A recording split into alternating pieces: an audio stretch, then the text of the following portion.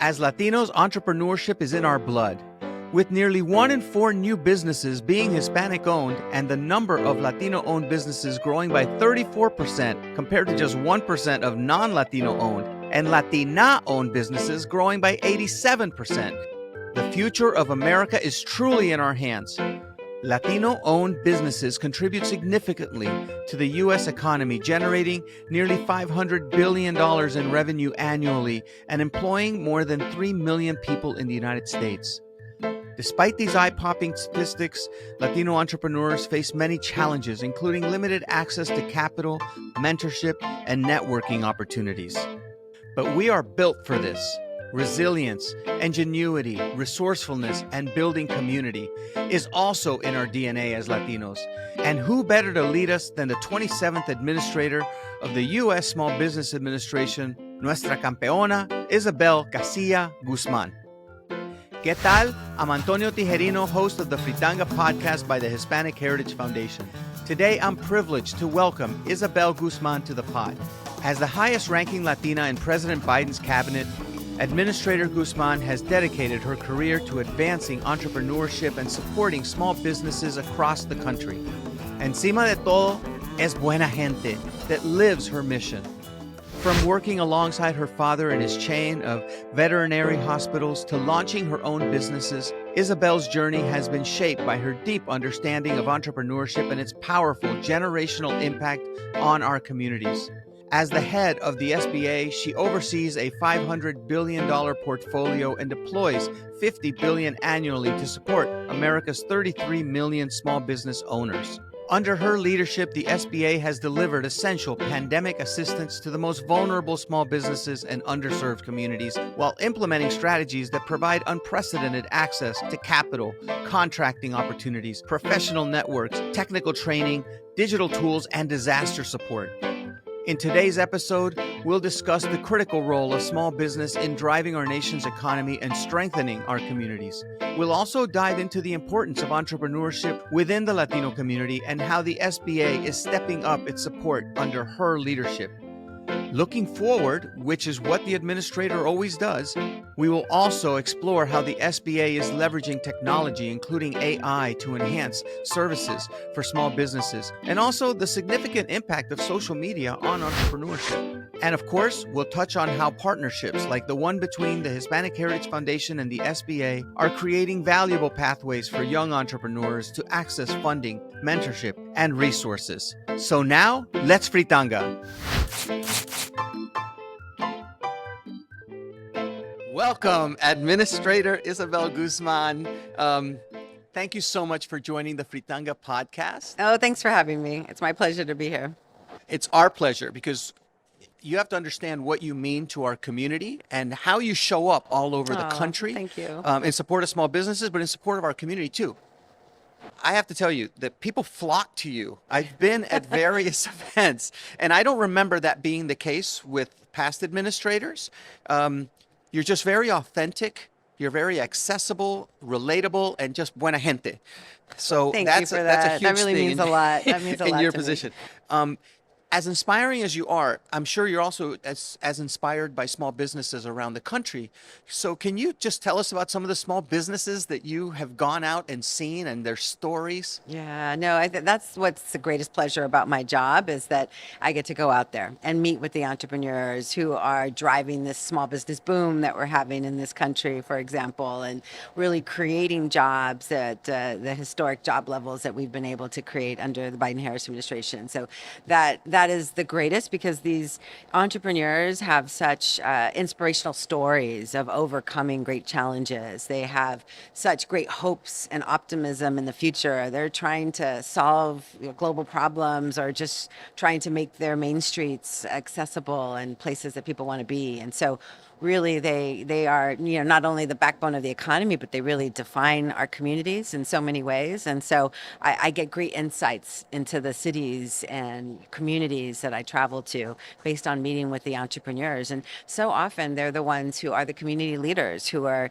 driving change, who are helping the little leagues or the nonprofits or just giving food to people who are in need. So really they are inspirational Americans. And I always tell the president I have the best job job in the administration because these are the people I get to spend my days with. And really, I travel so much because of these stories, of course, but as well because they're my inspiration for making changes. Because the people who are starting businesses right now are women and people of color who have faced historic barriers. And our programs at the SBA are about helping those entrepreneurs achieve their dreams, but really opening up access to capital and to technical assistance, the know-how, the networks, the revenue opportunities is really what we're committed to. And so, whether it's Vegas, there's an incredible Latina furniture maker who supplies furniture to the biggest hotels. You've probably sat on her sofas at some of these elite institutions. And so, she's just growing her business through the pandemic, really having great success. Or,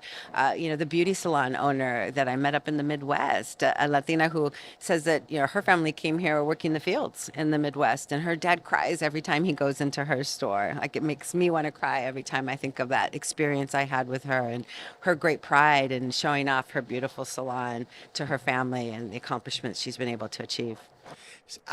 I love that so much because those are actual stories that we have to tell. But I also love that it went beyond the economic benefit. It was like a community that's being energized by small businesses, and that doesn't always get spoken about. That radiation of that success. So I'm going to ask you, as you deal with all these folks, what are the top traits that you see in an entrepreneur? Yes. Well, I mean, really what distinguishes, because all of us have great ideas at all times in our lives. Like, wouldn't it be wonderful to have that kind of store there? Or wouldn't it be wonderful to solve this problem? Entrepreneurs are the ones with the bravery, the integrity, whatever you want to call it. Like all these factors that really go into that decision to jump in and just do it, right? And I do think that's what's admirable about them. That grit, determination to make sure it works along in the process, would be the other big characteristic. And then the third was, I think that the ones who are most successful are those who are willing to be vulnerable and seek help and ask for guidance and bring in people who know more about specific issues, because there's so many hats you have to wear. You've got to bring in a team to support you. And so those are probably the three areas that I see as common denominators. But, right now, more than ever, I talked about the boom, just to elaborate on that a little bit, we've seen 17.5 million new business applications filed since the president took office. And it's 85% higher than any other period in history. This is, as I said, being powered by women and people of color. But in addition, we're seeing some incredible areas, pop up as well. I mean, it's every zip code, every industry, but we're seeing a lot of, digital retail. We're seeing a lot of technology, professional services, and really people taking advantage of the historic investments in America right now to seek opportunity.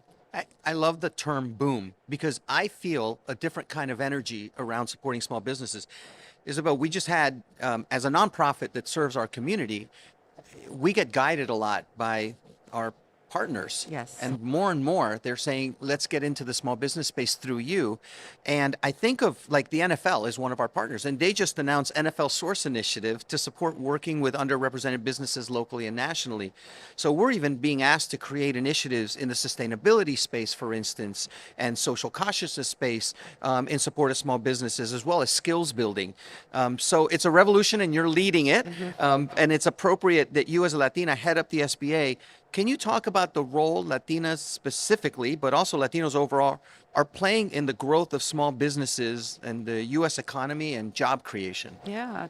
Well, and that's why they call them the backbone of the economy, because they create 2/3 of net new jobs historically. So those 15 million new jobs that have been created during the Biden-Harris administration, small businesses underpinned that. But they also create 40% of the output for this country. And so whether that's, producing the products, creating the services, driving our, GDP forward, Wow. that's the role they play. So they're huge economic drivers. 2/3 of new jobs. Net new jobs, right. That is absolutely remarkable. Yes. And, the small business dynamism is so important because those young firms that are coming online, those small firms, are the ones creating those jobs, which really is incredibly important for our economic recovery, our economic future. Yeah, and it's in our blood. As Latinos, immigrants being entrepreneurs is often our first and only option, whether somebody's selling flowers on a median strip or starting a bakery, or this year's Hispanic Heritage awardee, Ria Ann Silva, who is also from LA and Yes. created the Beauty Blender. Her mother was a waitress and her father worked as an auto mechanic. And last year you presented to Siete Foods at the Hispanic Heritage Awards and their family for their impact in a niche way that just goes with that chispa of an idea that you have can actually blossom. What is it about entrepreneurship that's such a part of our Latino DNA, including your own family? And how has the SBA stepped up in its support to Latino entrepreneurs under the administration? Yes, well, we're definitely highly entrepreneurial, driving these rates. 1 in 10 Latino households has a small business. I grew up in a Latino small business family, and we are highly entrepreneurial over decades. Latinos have the highest rates of entrepreneurial growth, in over a decade. Right now. And so they are really driving this boom that I'm talking about. And it's important that we continue to include them in the economy. All of our, women and people of color, frankly, have faced barriers, including Latinos, in accessing capital, less likely to get the funding that they need. That means that they're relying on high interest credit cards and having to outperform, their peer businesses. And so the SBA has really been focused, at the president's direction of making sure that we meet all of our businesses where they are so that every idea in America can have the opportunity to succeed in the marketplace. And we've been able to, as a result of historic changes at the SBA, double the amount of loans or loan volume to small Latino-owned businesses to $3 billion last year. And that's a historic high. We are funding these new businesses that are being started so that they can grow at a faster rate, ensure their resilience long term. And that's what the SBA is all about. At the core, we're most known for our funding. We do loans, we do investments, we do grants as well for innovative startups powered through federal agencies. And so really solving for those barriers is critical to the future growth we're going to see. And you and I have talked about success stories, but we have had so many incredible iconic brands coming out of the SBA, whether it was on our loan program, Chobani Yogurt, Jenny's Ice Cream, Sweet Green, which I know we've talked about. One of the founders is Latino, and he got his microloan through the SBA at the Latino EDC here in DC. But we know that we need to replicate those stories into the future. And based on who's starting businesses, we need to ensure that we're meeting them. And, you talked about the immigrant community and the tendencies towards entrepreneurship. 1 out of 5 of our businesses in this country are immigrant owned. And, that is also, they represent a significant percentage of all Fortune 500 as well, either immigrants or children of immigrants. And so we come to this country with an American dream of business ownership in many cases, and pursuing that dream through entrepreneurship to create opportunities for our families is what's in our DNA. It's also, unfortunately, that you feel as when you're starting a small business, a lot of times, and I know this from my family, that you feel as though you have the entire world on your shoulder as you take that leap.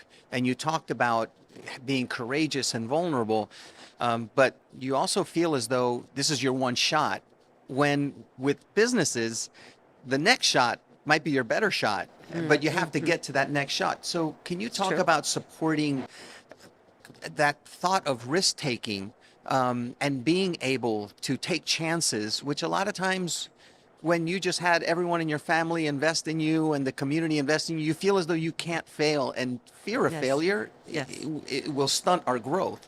Well, that's why America is a startup nation, and why our rates of growth have recovered from the pandemic, unlike many parts of this world, actually. And that is because we allow failure in this country and encourage it. We know that it's going to take, in some cases, multiple takes. And so being vulnerable and seeking help is also being open and willing to change. You have to be able to pivot. The businesses that survived during the pandemic were the ones most willing to adopt new practices, shift and change. And so as businesses are forming, you might have an idea in mind, but after experiences in the marketplace with customers, you might change that over time and become a whole new company altogether. And that really truly is the entrepreneurial spirit, that ability to constantly shift shift, adjust, and move quickly Right. with the marketplace. Yeah, I just always worry about our community feeling as though this is your one shot, and it should never be your one and only shot Never one to and be an only entrepreneur. shot. And what I would say as well, especially for our community as we look to the future, acquiring a business is entrepreneurship as well. And there Absolutely. are, it's a silver tsunami, an incredible wave of exits that are happening in this country. And acquiring businesses, even businesses you might work for, getting together with other employees and acquiring a business is really an important step forward. Or taking on as a second gen owner that business. There's a great Afro-Latino business in Portland, Oregon that I talk about a lot. And it's a waste hauling company. So starting with So the great. truck haul, that's a truck hauling that's like kind of core to the communities that we live in. And the second gen founders have shifted this company into a sustainability company. They've actually even invented a way to measure construction waste, and more precisely in the industry for sustainability, for recycling. And this is a huge opportunity for them to really innovate in this industry. And I'm so excited for them coming in to their dad's business as second gen founders to really transform it. So there's entrepreneurial opportunities at every turn. That's such a great example. We have a program actually called, Grow Your Chispa with AT&T. Just that. We want to invest in chispas of ideas, and then support those ideas, because a lot of times people have ideas but don't necessarily follow through with them. Right. And entrepreneurship is having an idea and moving forward. That's a great example of it. But I want to say too that a lot of small business owners are solidly in certain areas, like food, beverage, professional business services, construction, consumer goods, retail, in those areas. What are areas that, and you gave us a great example in the sustainability space, what are areas that you would like to see small businesses, specifically the Latino small businesses, get into, grow into, innovation, technology in those areas? Well, I mean, and we look at the investments in America. We're investing at historic levels in manufacturing and supply chain, making in America. We're investing in the clean energy economy of the future and focusing on Justice 40, making sure that our impacted communities, more often Black and brown communities that have been disproportionately impacted by climate change and environmental challenges, have an opportunity to innovate for the future. If we want to reach the president's aggressive goals of net zero by 2050, we are going to have to innovate another 30% of the products necessary to achieve that, right?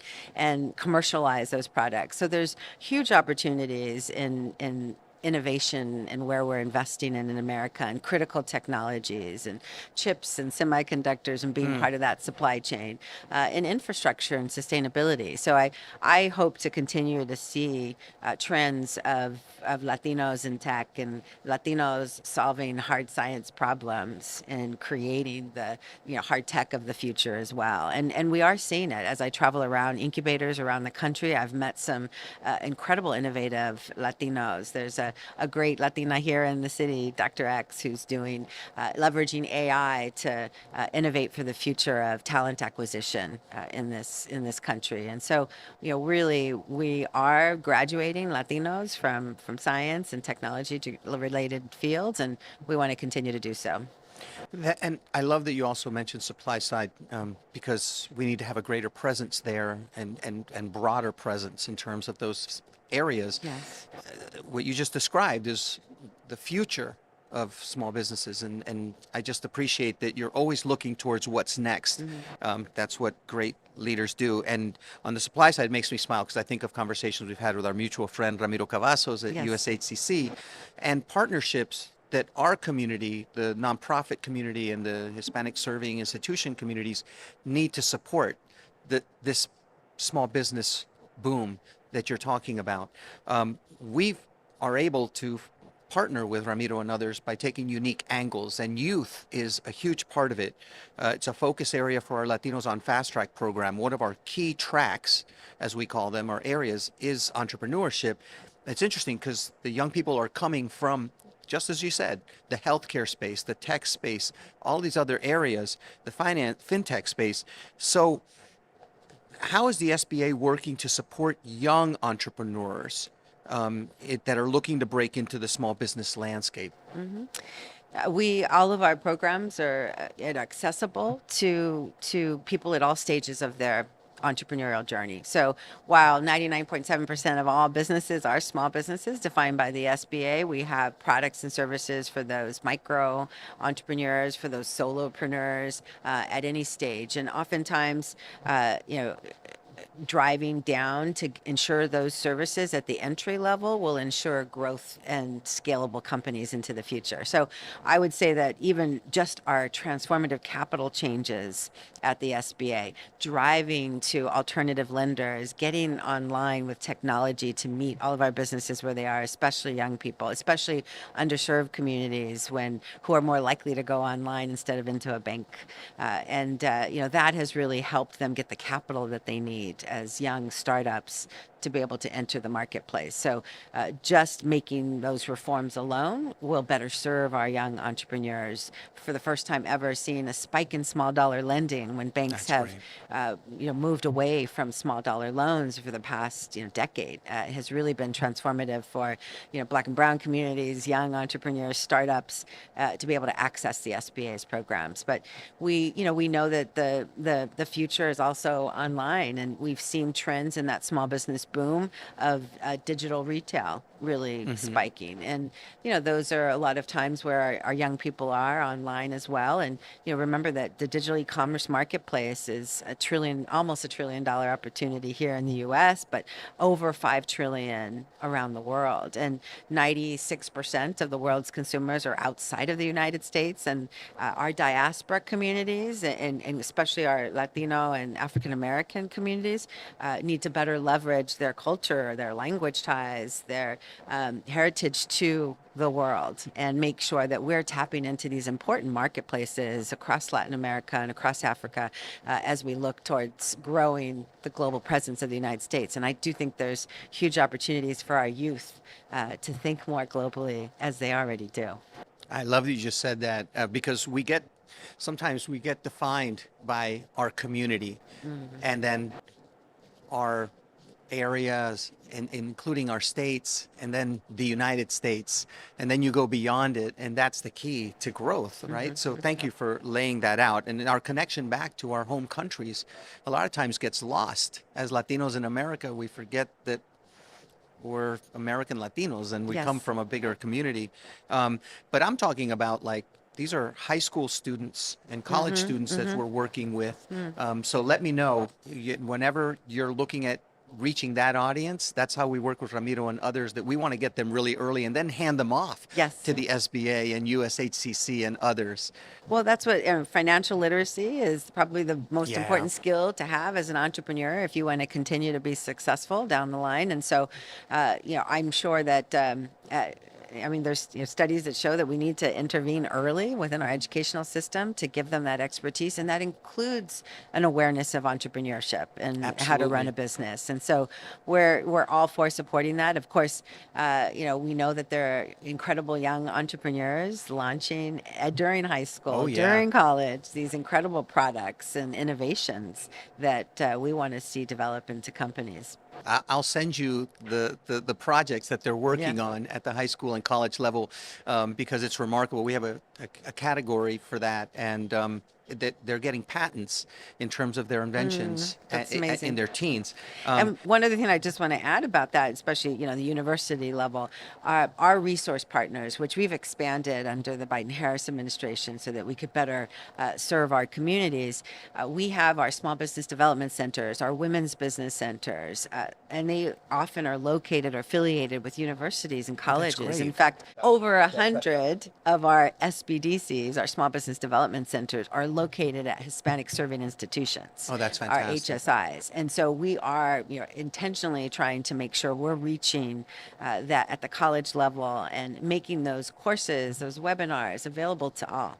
That's so important. And when we do our surveys among our network with a glut are in that youth space, 15 to 30, we find content creation is one of the most popular forms of entrepreneurship, and we've talked about this. So how can the SBA support content creators who don't always feel like they're part of the small business ecosystem? Yes, well, I mean, I think entertainment industry overall, or content creation, the creative arts, they're a key part of our 33 million small businesses in this country. And, all of our offerings at the SBA are available to them. But I think in particular, those trends in digital retail and the small business boom really point to the influencers. Oftentimes, they do monetize their value and developed products, or they've created a product and they've gotten blown up on social media as an influencer as a result. And so truly being able to help them with all of the core business skills, the capital that they need to continue to develop and enhance their online presence is something we can do at the SBA. I'm going to give you an example. I had Yemi Cambron on this podcast. She is a brilliant DACA muralist out of Georgia. And she talked about her biggest challenges on this podcast was to figure out the business side of being an artist. Yes. And it's a real issue for a lot of artistic people that are creating that content. She's not selling anything, but she has to figure out the business side of doing a mural. And she's a small business owner. And they need guidance, mentors, other resources, and also just the feeling of belonging, like they are just like, and she doesn't always say this, that they're just like the bakery or the restaurant or the construction company that someone in her neighborhood owns, but she's a small business owner. Right. Yeah, they're purchasing supplies and, sometimes having to hire additional help to support them in their art and, pitching and selling, Permits. in some cases, their product, everything. they deal with the same challenges our small businesses do. And, our advisory network is meant to help businesses of all backgrounds and industries. Our SCORE mentors, this is an incredible resource of people from different backgrounds, including the arts and entertainment, who volunteer to be advisors to entrepreneurs. And, those are valuable free resources, confidential, for everybody to feel comfortable coming forward to share their challenges and learn how to better structure their business. Beautiful. We need to highlight that because you don't know how many questions I get, and especially when we deal with young people on that. And I love as an interviewer when I'm learning something in an interview. So another part is social media is so important to entrepreneurs today. And I know we have a Creciendo con TikTok program that focuses on how small business owners can leverage free social. If you think about it, marketing is free in a lot of ways at this point, thanks to social media, to help grow their businesses, including foot traffic. And we've heard all those stories about something goes viral and all of a sudden that food truck has people lining up around. Then they have a bricks and mortar and they're able to hire more people. So what are your thoughts on the importance of social media marketing for small businesses, especially with so many being online these days? Yes. Well, I think that was the silver lining in the pandemic, is that businesses adopted technology at really high rates. And, for small business owners, being able to sell on social media, learn how to attract customers on social media is really the lifeblood of being able to drive revenues to your business. It also opens you up to markets abroad, as I mentioned, with the over $5 trillion in opportunities on digital e-commerce marketplaces. So, for us at the SBA, we launched a Small Business Digital Alliance to offer over 300 free tools and resources to small businesses from our partners so that they could figure out how to leverage social media for marketing, get an e-commerce site, or leverage technology to improve their productivity or operational efficiency, which is also really important use of technology for small businesses. That is so important, and we're going to highlight that in all of our on this podcast, but beyond, in terms of promoting those services, because I get asked about this all the time. So thank you for sharing that. And if I could share a success story about please. that, we have this incredible Latina entrepreneur out in Nevada who shifted from her in-store bricks and mortar location during the pandemic to put all her materials online, all her products online. As a result, she was about a $200,000 company. And as a result of her shift and her creating an e-commerce marketplace and leveraging social media, she grew to over $1 million in sales in just a matter of 2 years. And now she's not only with her boutique curating and featuring different products, she's actually doing more of her own design signs, and she's also hit in marketplaces abroad. To her surprise, putting her stuff online. She's got a very hipster vibe. She was able to sell in markets abroad who were after that product, and so really endless possibilities as a result of social media, of digital e-commerce. Yeah, we're international immediately just by putting something online.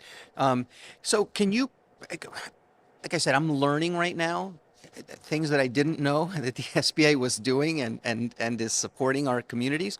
Can you provide our audience with an overview of the SBA's current priorities and initiatives? It's critical our community, including me, understands how the SBA can help them. Yes. So first on the capital side, as I said, we have we have the working capital lines of credit. We have loans to be able to buy your building, buy equipment to continue to grow in this economy. We offer investments for growth-oriented companies, and these capital products are so key, especially in a tight credit environment, that you have the backing of the federal government to support your private partner lender in getting a loan to your business. The other thing, besides our loan programs, and you can connect to our lenders online at SBA. SBA.gov/lender match is our online tool for you to match to a lender in our network. That's our priority, is continuing to drive change to increase and grow beyond $3 billion in funding to our small businesses, Latino-owned small businesses. The other, though, areas is around revenue growth. We want small businesses to benefit from the historic investments in America.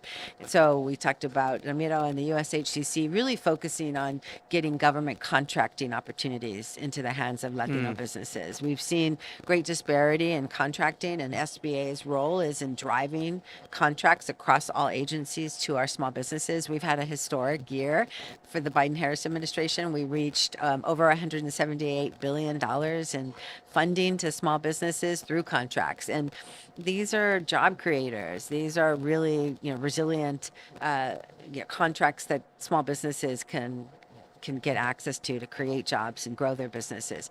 But we've also seen growth in the Latino community business contracting as a result of a push and a drive towards inclusion in federal contracting. And we're not backing down. We're continuing to drive forward and leverage the power of the federal spend, as the president has directed, to increase contracts to small disadvantaged businesses. And we've been able to march towards the president's goal of 15% by 2025 by increasing our spending to small disadvantaged businesses last year. So that's our other priority that I would mention. The other thing is around innovation, and whether that's on the clean energy economy or on any other critical technology or area that we're innovating in and trying to be globally competitive in. The SBA offers America's Seed Fund. This is seed non-dilutive funding, a grant basically for innovative startups, like the firm, the waste hauling firm I mentioned in Portland. They got an SBIR grant, America's Seed Fund. We want to continue to attract innovators and really ensure that with the strong industrial policy by the Biden-Harris administration, that we're making sure America can compete in the global marketplace and be a leader in technology, whether that's AI or climate or biotech. So we know that there are innovative startups, Main Streets, manufacturers, you name it. We have offerings at the SBA that we can offer to our incredible entrepreneurs. You just got me really excited about this right now, because these are the questions that we get from our youth that are looking to be entrepreneurs, and they want to go in the areas that you just mentioned. So knowing that the SBA has an eye on this and is trying to support innovative businesses is really, really critical, and that you have some of these America's Seed Fund and all these others, we'll be sure to share that with our community and also share that talent to make sure that they have access to your programs and to the information sharing that we can do. Speaking of technology, how is the SBA leveraging technology to improve the services and support of small businesses? Like, AI is the talk of every single sector right now. And what is the role of AI for today's entrepreneurs or for the SBA to be able to communicate with them? And are there any other digital tool platforms that are being introduced? Yeah. Well, President Biden has said it's most consequential technology, and obviously we're focusing on making sure the whole of government, leverages this tool and focuses on safety and security at the same time. SBA had to leverage technology to scale Yeah, of dramatically course. during the pandemic. I mean, we typically put out about 50 to 52 billion dollars every year across all of our programs, from loans, investments, bonding, as well as our all of our incredible SBIR technology grants. But these we need to make sure that we're continuing to scale and get those funds out swiftly, and reaching markets, reaching people where they are. So we've invested heavily in technology, creating a new unified lending platform we call My SBA Loans. We're right in the process of developing a new unified certification platform so that you can do business with the federal government, but do it more easily through an online technology tool, also to be made available at My SBA Certify. And so we really know that in order to reach a broader swath of those 33 million businesses, we got to be online just as our small businesses need to be. So I will say that we were able to leverage AI during the pandemic with machine learning at a basic level to ensure that we could root out fraud in our Right. programs. And, 80% of the fraud happened in 2020, but to be able to make sure that the funding got into the hands of the businesses intended to serve and right the ship quickly once we walked in was important. We had to leverage technology, and we're building on those tools today to streamline and simplify our programs as a result. So for us, the silver lining from the pandemic is that it forced dramatic change in how we do business, which would benefit the end borrower, the end small business. The other thing I would say is that I mentioned the Small Business Digital Alliance, but our role in AI is also about informing businesses on how they can leverage tools. AI is transformative. Everyone first started using it to write their emails, help them with their websites, do the tasks that they often have to do when they go home after a long day at work, and add on their marketing projects to the schedule. But we also know that AI can help you with better efficiencies in your business. Creating a chatbot to improve customer service and be able to expand in new markets in different time zones. That's really what we've seen small businesses start to really enhance their AI adoption, and we want to continue to see those trends. So our role is in helping small businesses know about the AI tools and resources, and our partners on Small Business Digital Alliance have those resources available. So it sounds like that boom is about to get louder Yes. in terms of That's right. going forward. Our motto at HHF is that we follow the community. It's not the other way around. So how does the SBA gather feedback from small business owners, and how is that feedback used to improve your programs and services? Yes. We do it through our incredible network of lenders. We're powered in public-private partnership. So we work with folks who are boots on the ground, day to day, working with small businesses, hearing their challenges. We work and hear those challenges through our resource partners, all of those centers that I talked about with free advisors. And we also, continuously have roundtables and listening sessions. I am on the road nonstop, and it's mainly because of my ability to connect with our small businesses, draw attention to the SBA and the resources that are available so we can pull in more businesses into our network. But on the road, I'm hearing what those challenges are in the marketplace and have a pulse on the ground. And I take those insights with me and challenge my team to constantly iterate so that we can better serve our small businesses. And I know you share those stories, which means you're really listening. So we are proud to announce something right now, that we are signing a strategic alliance memorandum Yes. between the Hispanic Heritage Foundation and SBA that will allow us to work more closely to ensure aspiring and established young entrepreneurs in the HHF Familia have access to and awareness of SBA free tools and resources. That was kind of the theme of this entire interview. Thank you for the privilege of being able to partner with you at this level. And I have about 1,000 notes that I have on how we can do our part in doing that, including having a youth roundtable that maybe we could do here in That'd be great. DC and fly in young entrepreneurs. Thank you for that. Yes. No, I am so looking forward to this partnership. It's important that we build trusted networks around this country so that everyone feels comfortable, as you said, and finding that network that they can then navigate to federal resources. And, we know that it's complex trying to get access to these federal programs that are amazing and that can really help you. And if we can do it through trusted partners like you that have built up that confidence and that have built up that reach, we're going to be empowered further to help more Latino-owned businesses. Thank you. We have a network of between 3 and 500,000 15 to 40-year-olds, and entrepreneurship is a huge track. And again, in those different spaces of the sustainability space, healthcare, technology, which is everything you're talking about, diversifying our small business owners. So thank you for that. Yes.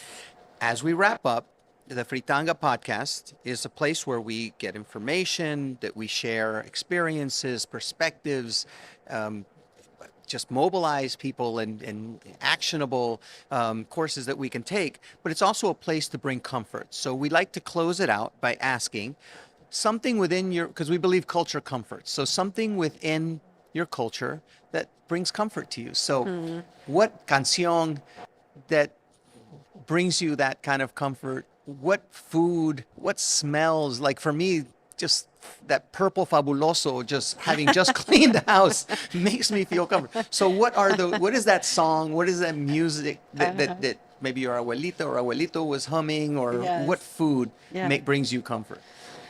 Well, honestly, I mean, it is family and tradition and heritage, and whatever opportunity I get to be with my family and spend time, and it's often food is the center of our get-togethers, as you know, and so I can't help intertwining my work into everything I do. I'm a little bit of a workaholic. I'm obsessed. We do love tacos. We'll go to street corner tacos or anywhere else. So discovering new taco places, in Los Angeles, my hometown. Or I was about to say, you tell me where there's a good taco place in D.C. We'll flood that place. Most of them are in Maryland, Gaithersburg.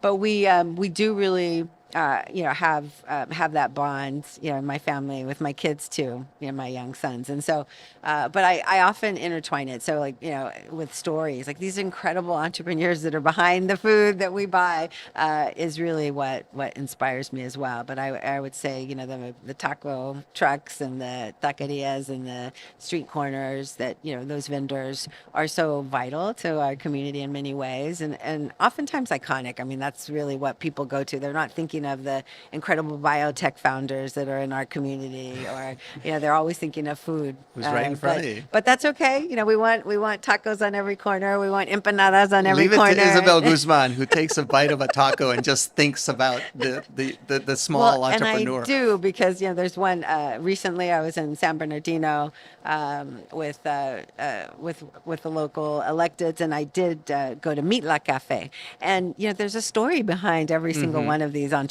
But Meet La Cafe has been around forever, and it's where the Taco Bell founder had located his hamburger stand across the street. And when he saw the long lines out of Meet La Cafe with their hard shell tacos, he got an idea to start a taco business, which became Taco Bell. And so, I always think about these businesses. How can they scale? How can they grow? Wherever I walk into anywhere, I want to be able to help and support.